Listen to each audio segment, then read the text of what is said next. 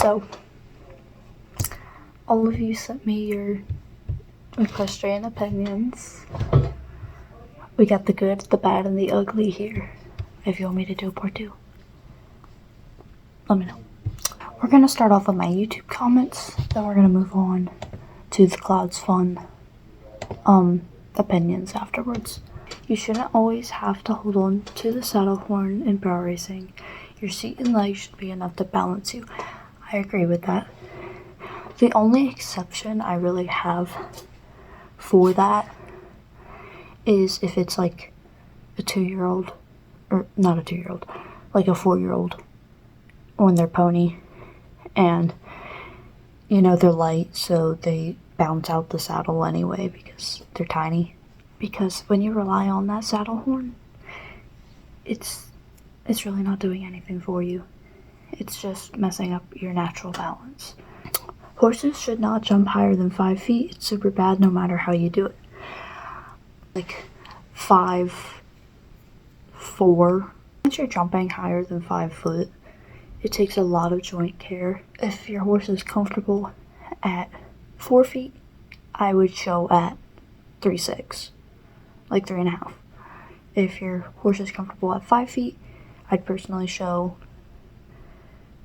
around like 4.8. I always show a little bit less than I know I'm capable of, just so I don't overwork my horse in the show, because shows are stressful for them. But I think I do agree with that.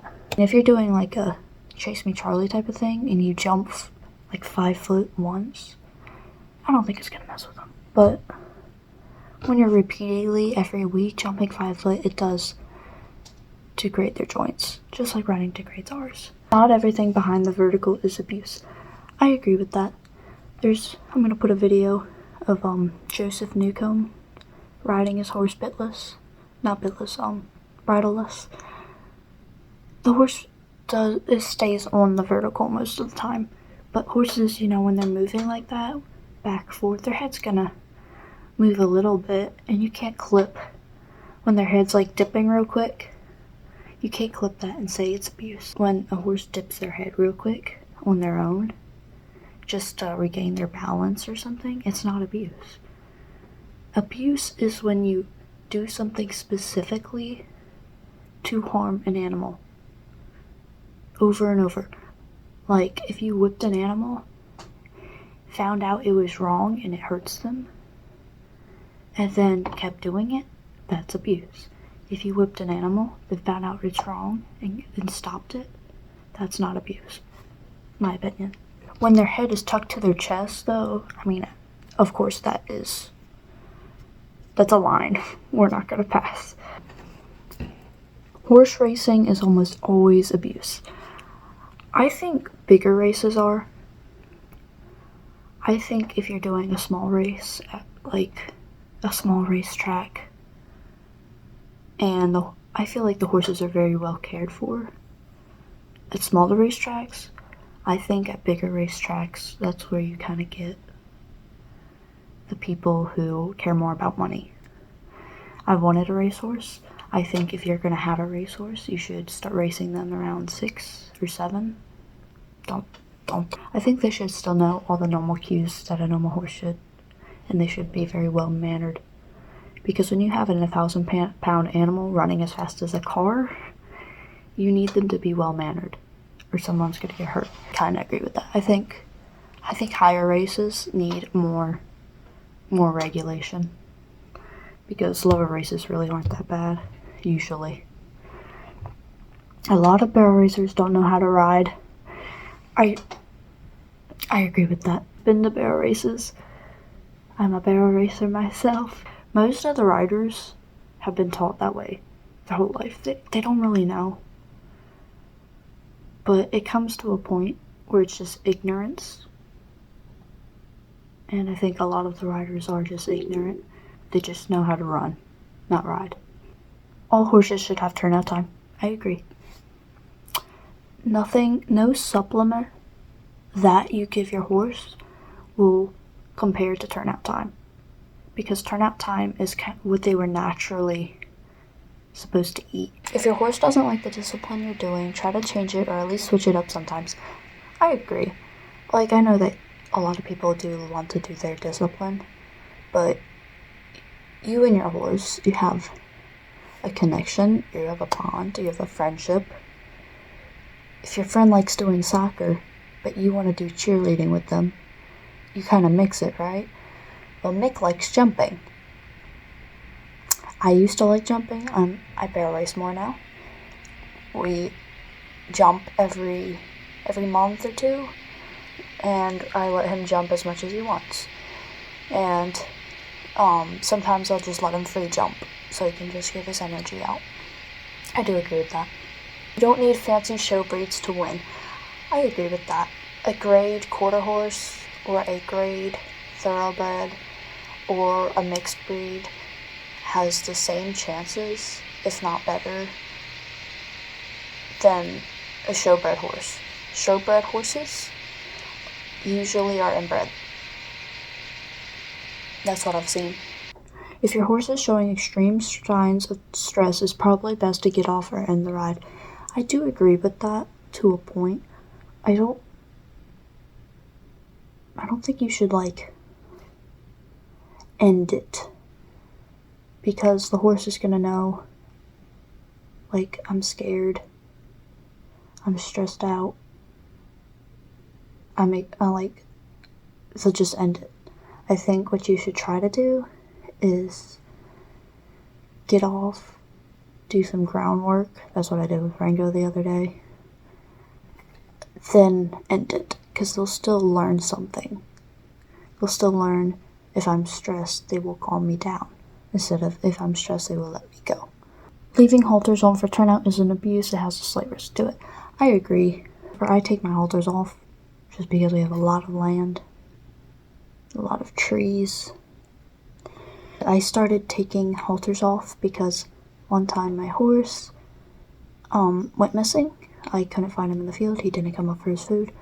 And I went out in the field and his halter was stuck on a tree.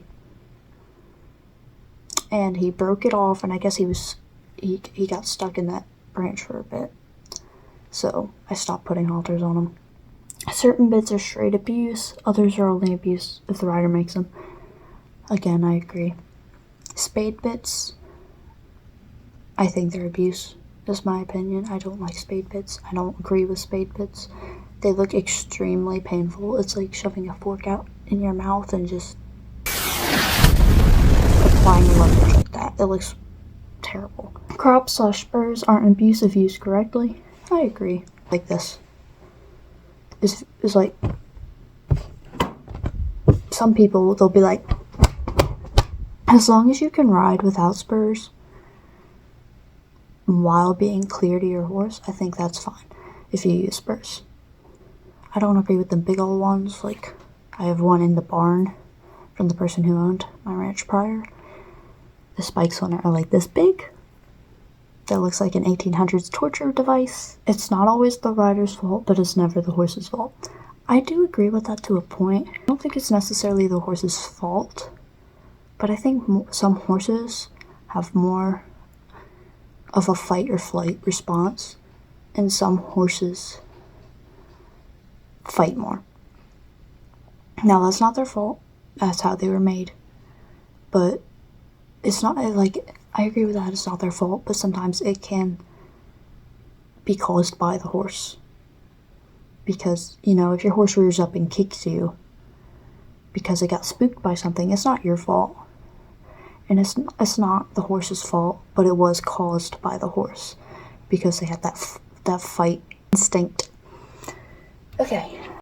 Now, on the class one, we had a variety of opinions. So we had ones that were just saying that I sucked. Nice. Some that were saying I was a great rider. I love y'all. I'll be going over the ones that were actually opinions, not just saying that me and other people were terrible. That's not what I asked for. I would have accepted tips, but man, just saying that I'm terrible. Okay, let's start. Every single rider has potential. It's just whether or not, they have the confidence. Also, Lily are absolutely fantastic at the riding. Don't listen to them. I agree. I think everyone does have potential. They just need a good trainer. When you have an abusive trainer, or you're put on a green horse.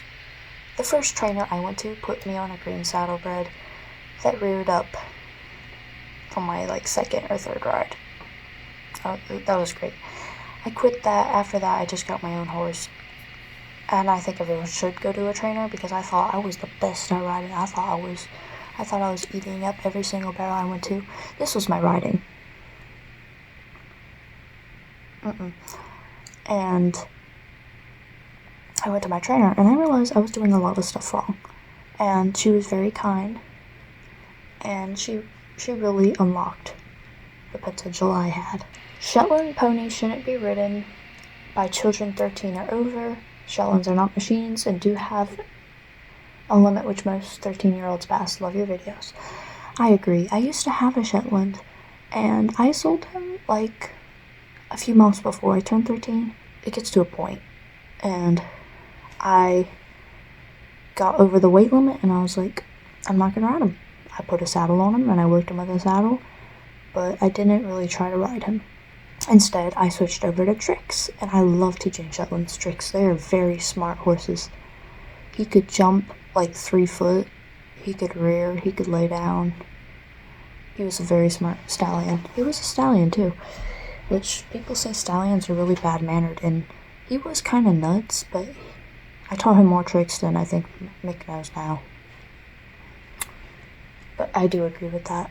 Once you get over that limit, I think it's better to pass them on to a family who can keep them until their kid grows up, or a rescue, or somewhere like that. Okay, I'm back. So, one of the other opinions was you shouldn't ever two-hand a shank / curb bit. And I think what you mean is 2 hands on one rein pulling.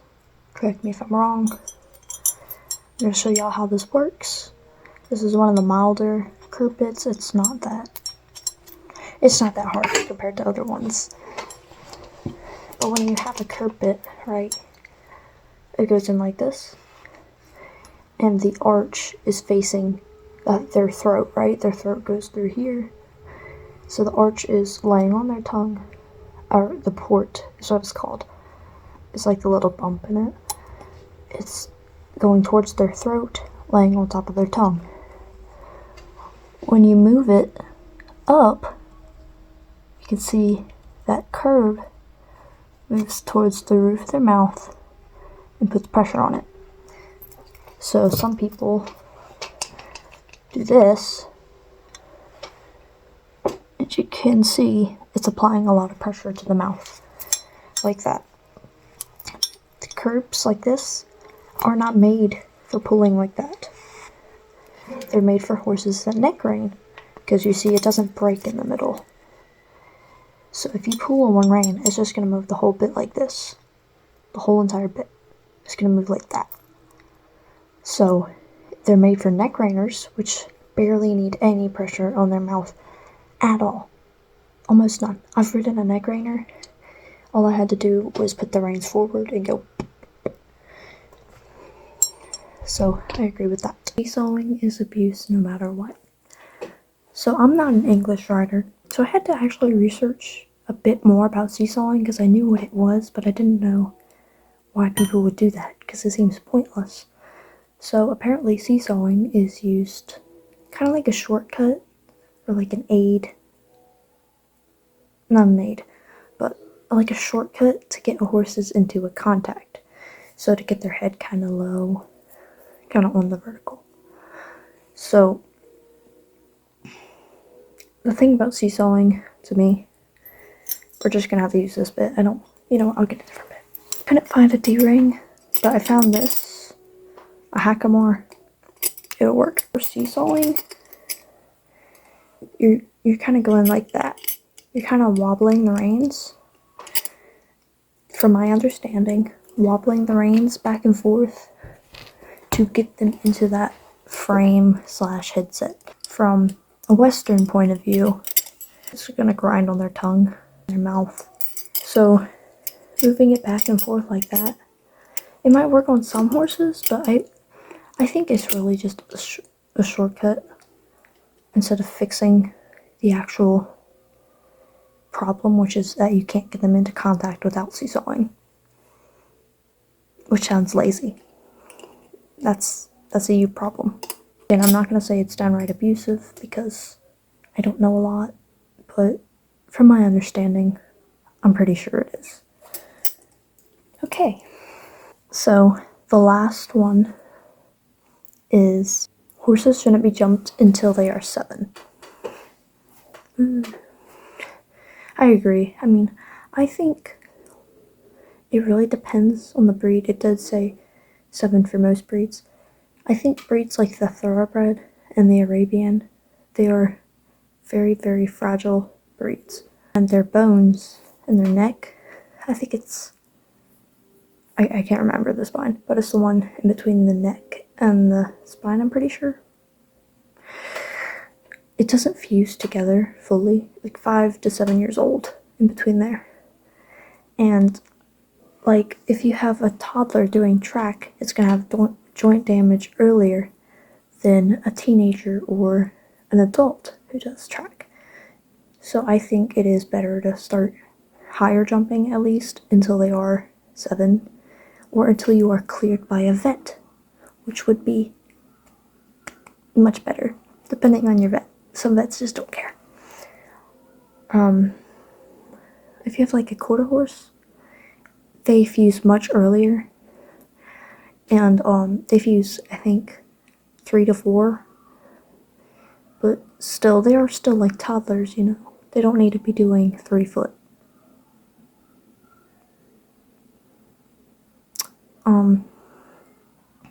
Even bulkier breeds, you have to really research the breed, because Star, she was a Friesian, right? You think, oh, big, powerful horses. Friesians and Tennessee Walkers, their mixes, they don't form until like 6 to 8 years old.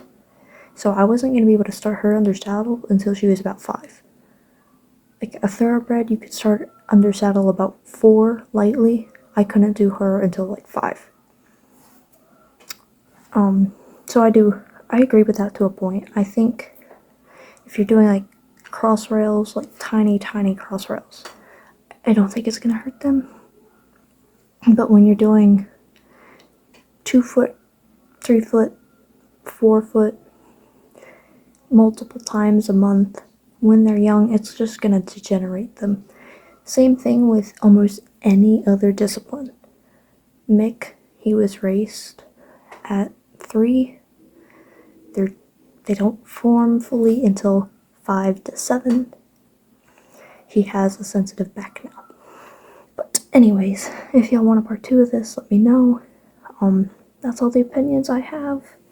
Thank you everyone who has contributed to the art wall. It looks so pretty. And yeah, that's it. Bye-bye.